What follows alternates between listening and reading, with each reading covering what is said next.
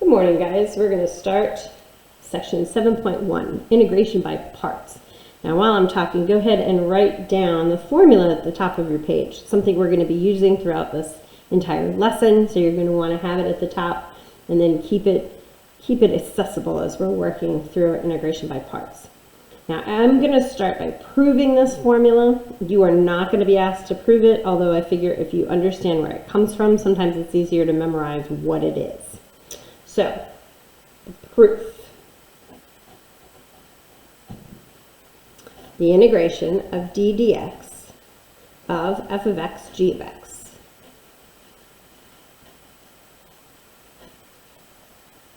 is going to equal the integration. Now, the derivative of f of x g of x. Well, if we're deriving f of x g of x, we're going to go ahead and do the chain rule. So that's the first times the derivative of the second plus the second times the derivative of the first. Okay. Now, what we're going to do is we're going to simplify both of these lines. Okay. For this one, the integration of the derivative, okay, those things cancel each other out, kind of like square root and square. So we get f of x g of x. On this side, I'm going to separate these into two different terms. So I'm going to have the integration of f of x g prime of x dx plus the integration of g of x f prime of x dx. Now, if you notice from the very, very beginning, this right here is what we want to solve for. It came from this right here.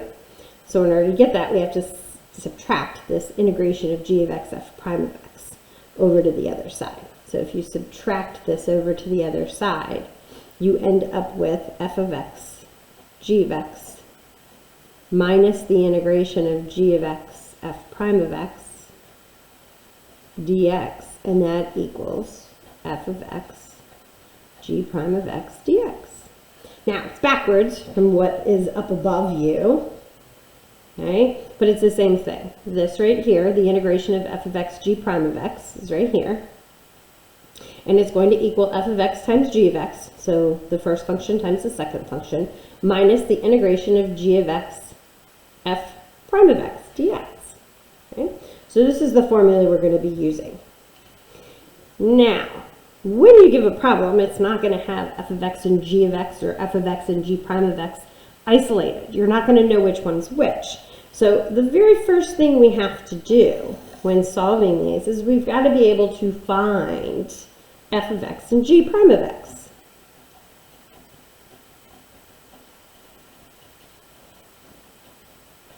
Okay? Now, to make life easier, we use this term called Li8. L-I-A-T-E.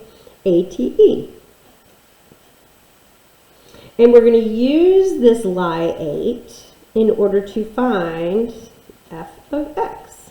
So once we have f of x, then the other term is going to be g prime of x. I'm going to rip this paper off so we can move it along. So what do these letters stand for? Li8. L is going to stand for log or ln. I is going to stand for inverse trig.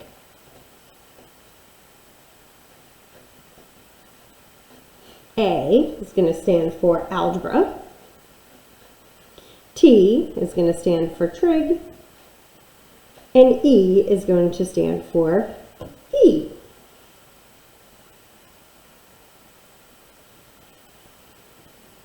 All right, so what we're going to do is we're going to get started with just trying to find f of x and g prime of x. We're not actually going to integrate by parts right away. We're just going to locate which one's which. Okay? So, let's take a look at number 1. Now, number 1, I'm going to ask you to integrate x to the 5th ln of x dx. Now, this is something that we're going to integrate by parts. But, for right now, we're just locating which one's which. Which one's f of x, which one's g prime of x. So, look at your two terms. This term is just x to the 5th. That's just an algebraic expression. the algebraic expression of x to the fifth. And then you've got ln x. That's an L. It's a log or an ln. Now, look at your word lie 8. Which one comes first? The L or the A? The L comes first. So since the L comes first, that's your f of x. And your other one is g prime of x.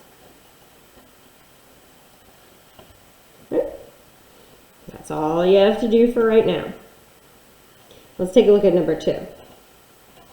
Number 2, we have the integration of sine inverse x dx.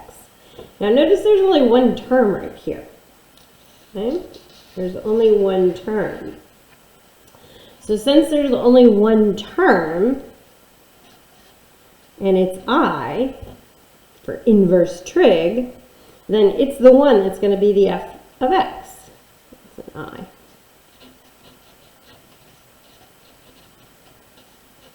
Now, g prime of x has to be something. But you got to think to yourself, well, what can I multiply sine inverse by and have it still be the same thing? And that's a 1. So that means that g prime of x in this case is just 1.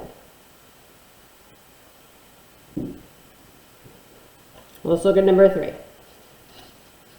If we're integrating e to the x sine of x dx, push pause, see if you can figure out which one is f of x and which one is g prime of x. All right, so e is an e, sine is a trig. And the word lie 8, trig comes first.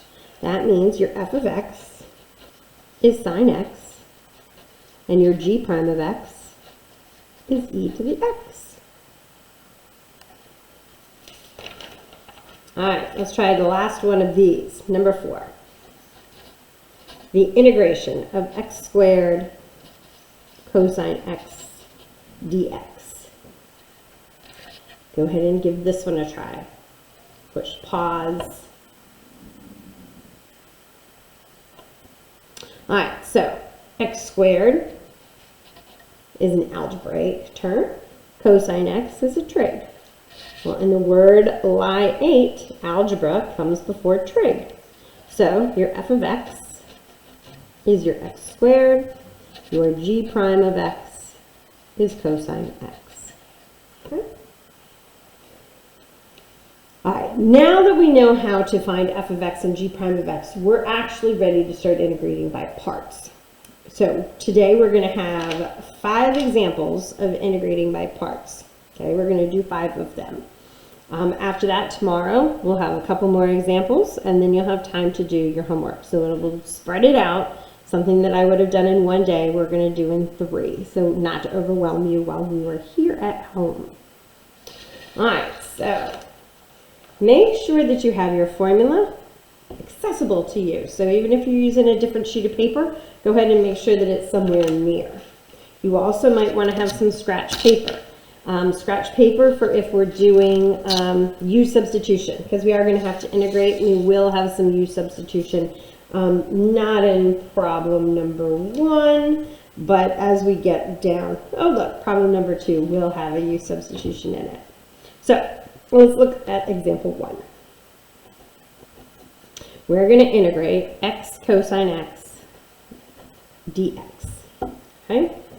Now, when I organize these, I'm going to write down here f of x. I'm going to have to take the derivative of it. And then I'm going to have g prime of x. And I'm going to have to integrate that. Now, why do I make my list this way? Well, if I look at my formula is f of x, g of x.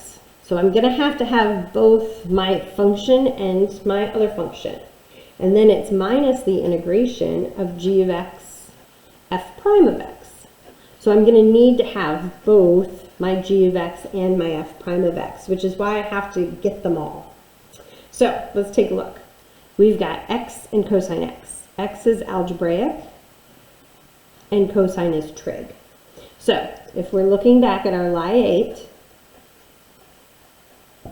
okay, algebra comes before trig. So that makes our f of x, x, and our g prime of x, cosine x. Okay? All right. So, like I said, in order to be able to fill in our formula, we need f prime of x. Well, what is the derivative of x? The derivative of x is 1. So we're going to put a 1 right there.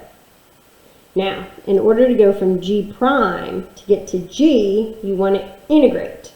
So here you were deriving. Here, you're going to integrate. So the integration of cosine x is sine x. Okay? Now, once we have all the pieces, now it's just a matter of plugging it into our formula. Okay? So our formula says we take f of x times g of x. So f of x is x, g of x is sine x. So it's going to be x sine x minus the integration of g of x, which is your sine x again, times f prime of x, which is just 1. So I'm not going to write it. Okay? Now, you do have to evaluate that integration. So the x sine x is just going to follow on down, and it'll just be x sine x minus whatever the integration of sine x is. Well, the integration of sine is a negative cosine. Okay? The negative negative becomes a positive. And because we've integrated an indefinite integration, we can't forget our plus c. And that's your first example of integration by parts. All right, let's take a look at number 2.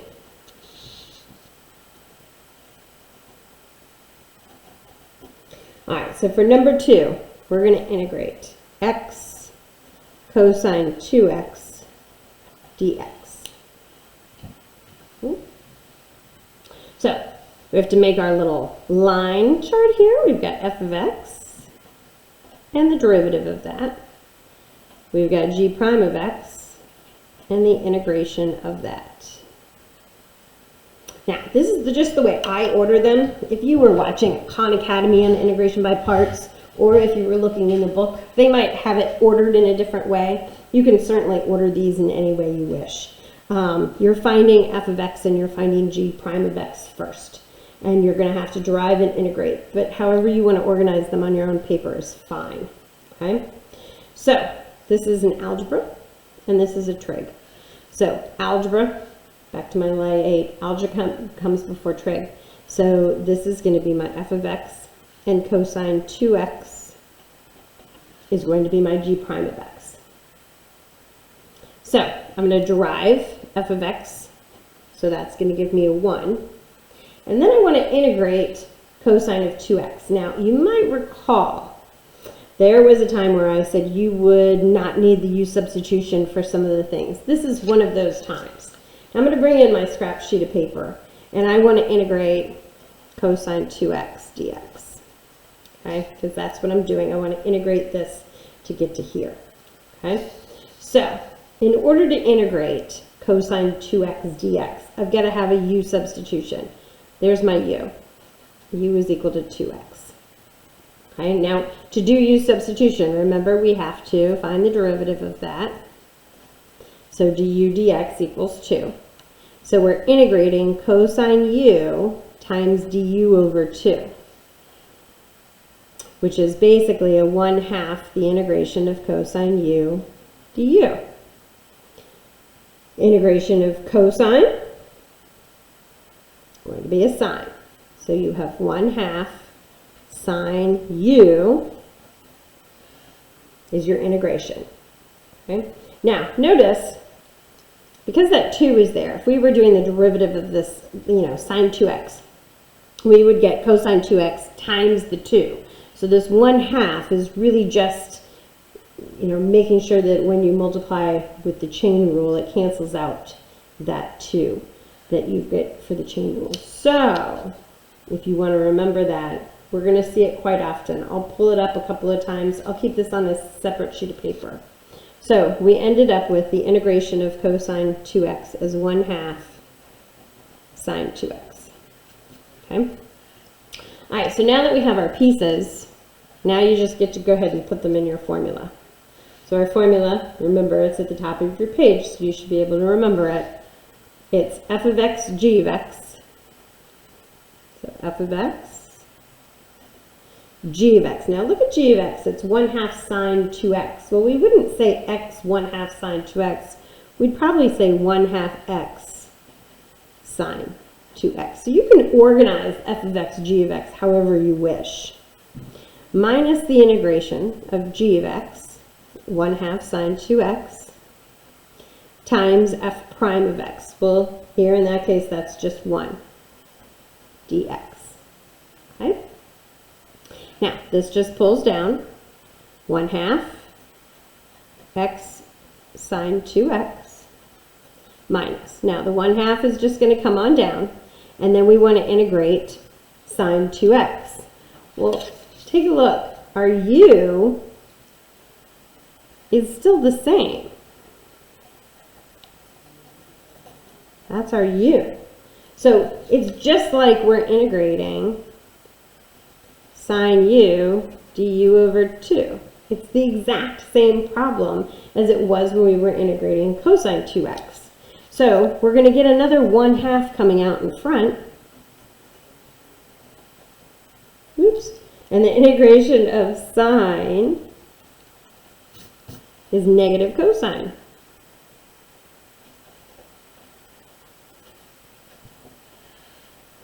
Okay? Now, don't forget this negative is here. We didn't have to do a product rule or anything, so it doesn't have to distribute to multiple things, but you are going to have this negative times a negative. So when we rewrite the problem, it's going to be 1/2 x sine 2x, and then a negative times a negative is a positive. A 1/2 times a 1/2 is a 1/4. A cosine 2x, and then your plus c. So you end up with 1/2 x sine 2x plus 1/4 cosine 2x plus c. Just 3 more to go, guys. All right, example 3. So, example 3, we are going to have the integration of x e to the negative 3x dx. Okay? So, take a minute to push pause. Go ahead and figure out what your f of x and your g prime of x are.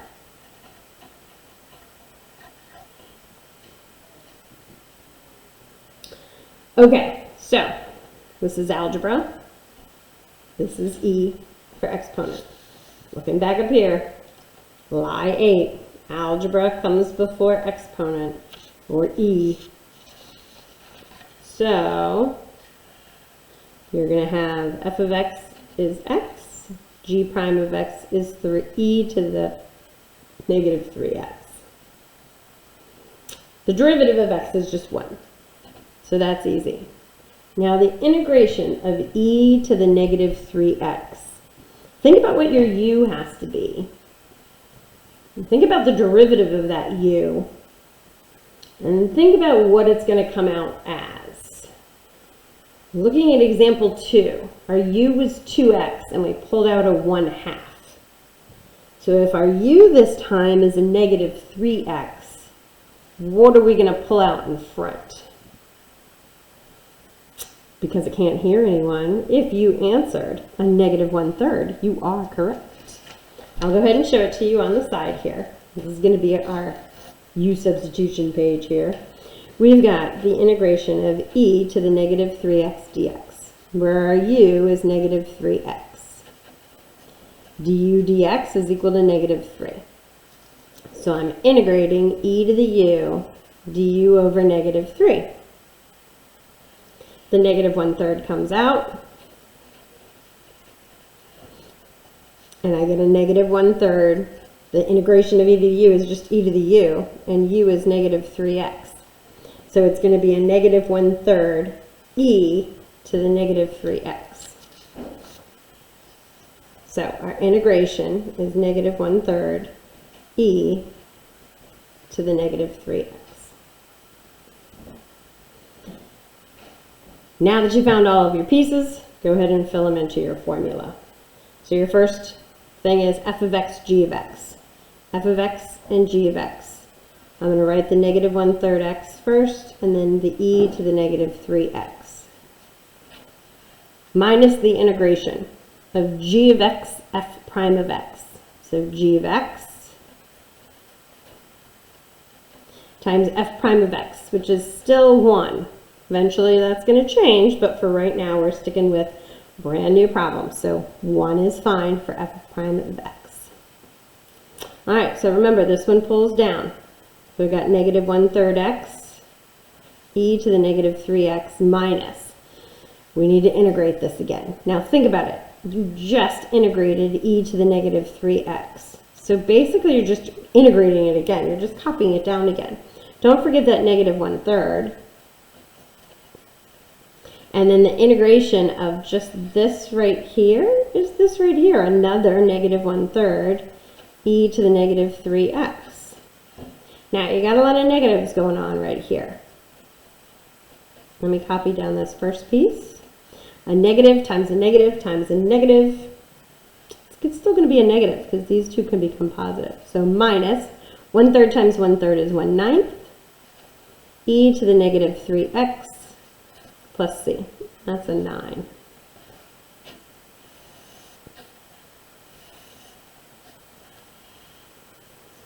That's your answer for number 3. All right, 2 more to do. Going through some paper here. So example 4. We're going to integrate x squared ln x dx. Now, I encourage you at this point to go ahead and push pause. See if you can do it. See if you can figure out how to get the answer. We'll go over it together, however. All right, so first thing, we've got algebra and we have ln. Well, if we're doing lie 8, your L is your f of x.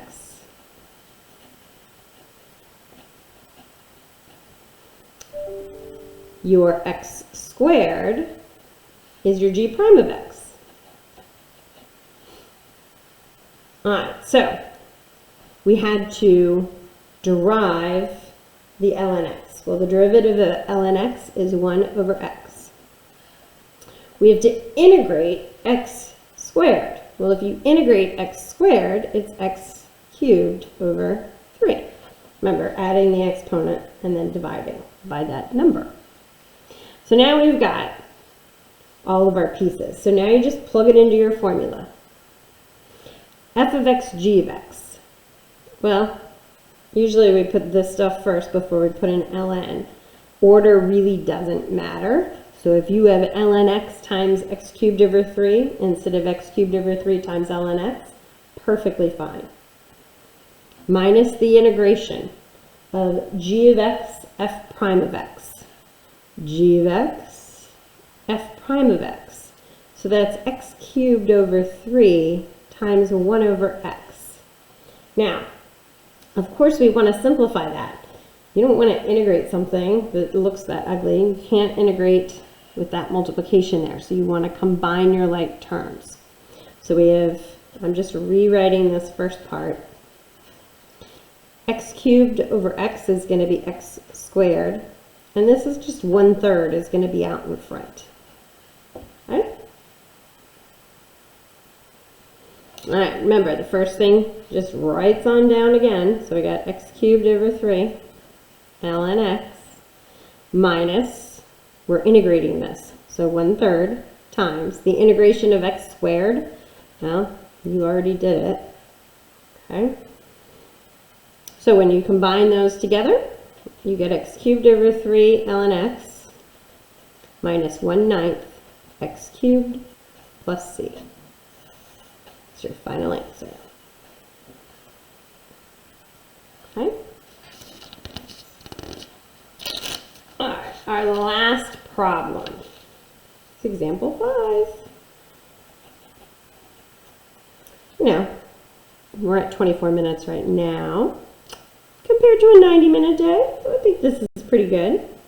All right, so we're going to integrate cosine inverse x dx. Okay? I'm going to write down my pieces.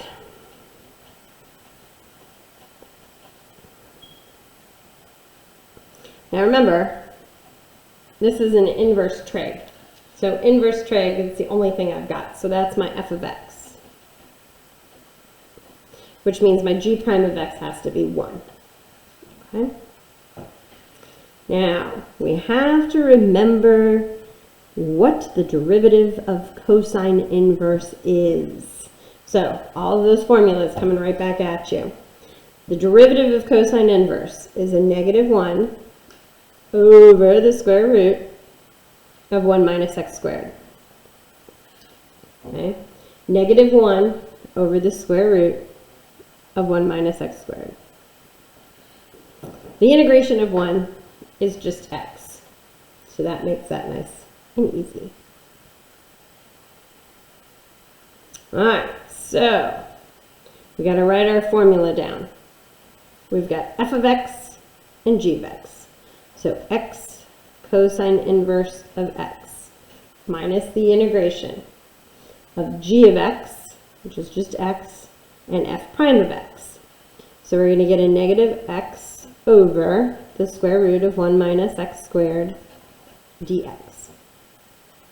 Okay? So, this is just going to come on down. We don't have to worry about that. But then we need to look at this right here. We have to integrate that. Well, to integrate that, we're going to have to use u substitution again. Okay?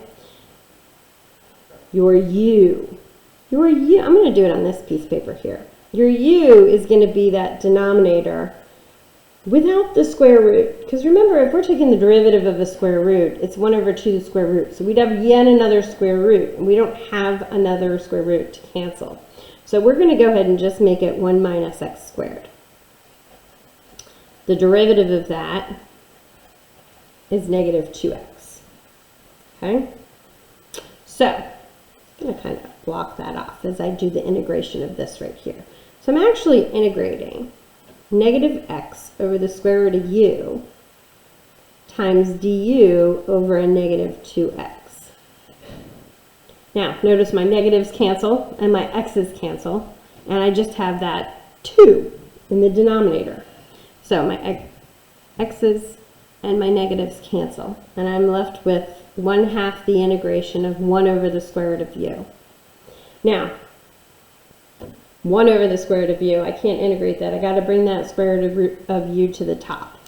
So, to save paper, I'm just going to erase. And I'm going to say, if I'm bringing that square root of u to the top and I want to make it an exponent, it's going to have to be a negative 1/2.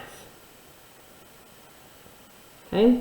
Now, if I'm integrating this, that's going to be u. If I add 1 to negative 1/2, I get 1/2. And then you want to multiply by the reciprocal, so that's times it 2. Now, those cancel out, and you're just left with the square root of u. So, keep this coming down, and we've got our answer. X cosine inverse of x minus u to the 1/2. So 1 minus x squared to the 1/2 plus c. Sorry, Molly's barking in the background. Or you can change that to a square root. Oops, you can't see what I'm doing.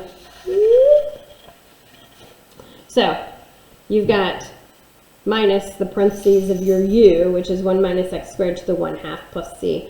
or that 1/2 could be written as a radical. Now, if you were doing free response, again, remember they don't care whether you've got the 1/2 or whether you've got the square root. For multiple choice, it's kind of a toss-up what they're going to do. Sometimes they'd have the exponent like there, 1/2. Sometimes they're going to go ahead and rewrite it as a square root.